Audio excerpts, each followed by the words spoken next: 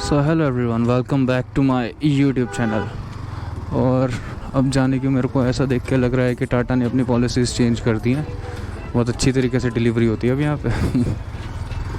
सो आज हम बात करने वाले थे अपनी R15M के बारे में। मुझे R15 चलाते हुए हो गए हैं 7 से 8 महीने और मुझे इससे कोई दुख नहीं मिला।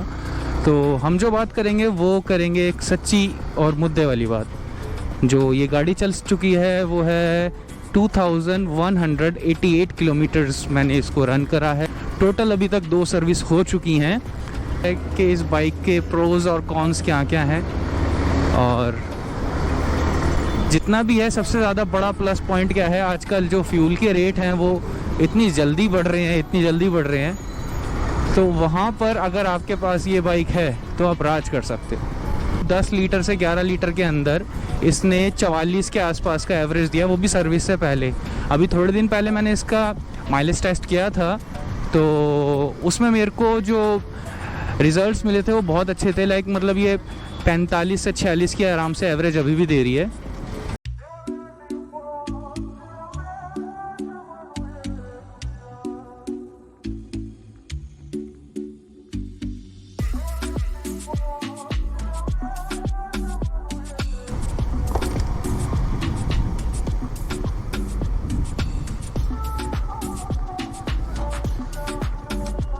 तो इसका सबसे बड़ा माइनस पॉइंट मैं एक चीज़ ये दिखाता हूँ कि लाइक अगर कोई यहाँ पर बैठता है इस बाइक के ऊपर तो सबसे ज़्यादा प्रॉब्लम वाली चीज़ क्या है कि वो जब यहाँ पे बैठता है, कंपनी ने ये स्ट्रैप इस वजह से दे रखा होता है कि कोई यहाँ पे बैठे और इस स्ट्रैप को पकड़े। बट इतनी सी सीट में जब कोई इंसान बैठता है तो वो इस स्ट्रैप के ऊपर ही बैठता है।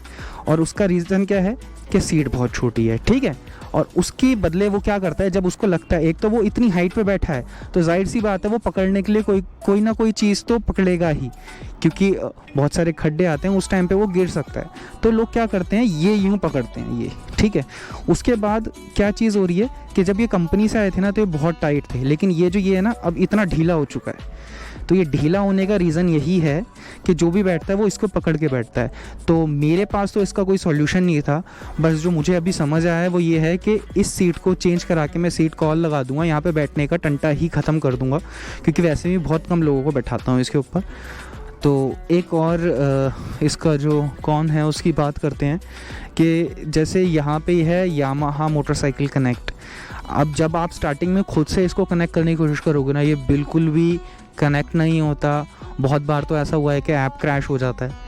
जब मुझे नहीं समझ आया कि इसको कैसे कनेक्ट करते हैं तो सेकंड सर्विस के दौरान मैंने कंपनी को दिया, तो जो कंपनी वाले थे उन्होंने मेरे एक फ़ोन में सेट करके दिया। इसका ऐप जो है वो बहुत अच्छी तरीके से वैसे चल रहा है।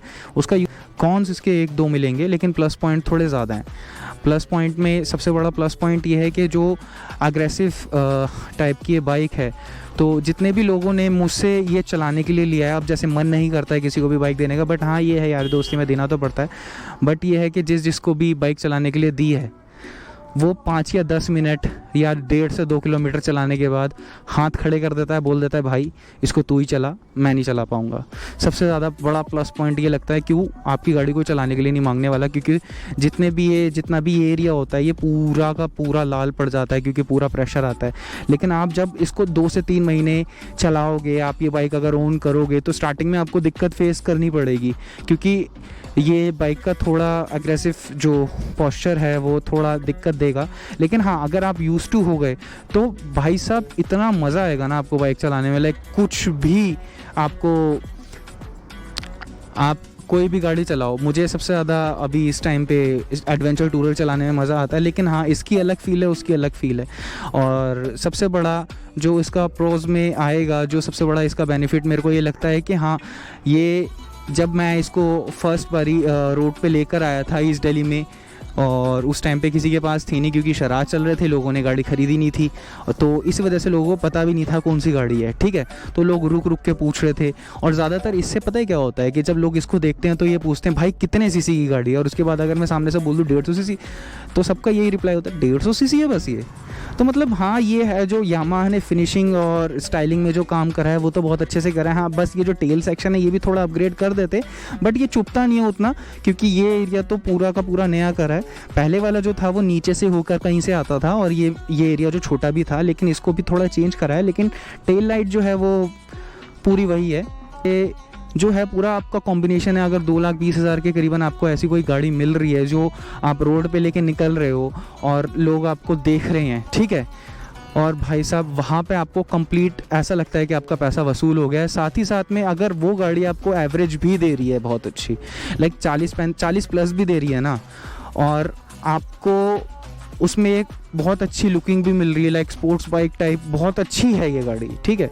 अगर आपको एक ऐसी स्पोर्ट्स बाइक मिल रही है जो 40 की एवरेज दे रही है और 2 लाख के बजट के आसपास है, मतलब मैं ये नहीं कहूँगा कि 2 लाख के बजट के ऊपर ही है, लेकिन आप नॉर्मल R15 पे भी जा सकते हो, वो 2 लाख के आसपास ही है, 2,06,000 या 7,000 के आसपास। ये 220 की है और मतलब आप सिंपल वेरिएंट पे भी जा सकते हो स्विच करने के लिए। सेम चीज़ें हैं सारी, बस एक क्विक शिफ्टर निकल जाता है और एक एम की वैचिंग निकल जाती है, ठीक है, बाकी सारी चीज़ें तो वही रहेंगी, ठीक है। 101% आप R15 की साइड जा सकते हो, या MT15 भी, अगर इससे 20 हज़ार रुपये सस्ता कोई आपको ऑप्शन चाहिए तो आप MT15 पे भी जा सकते हो नेकेड लुक के लिए।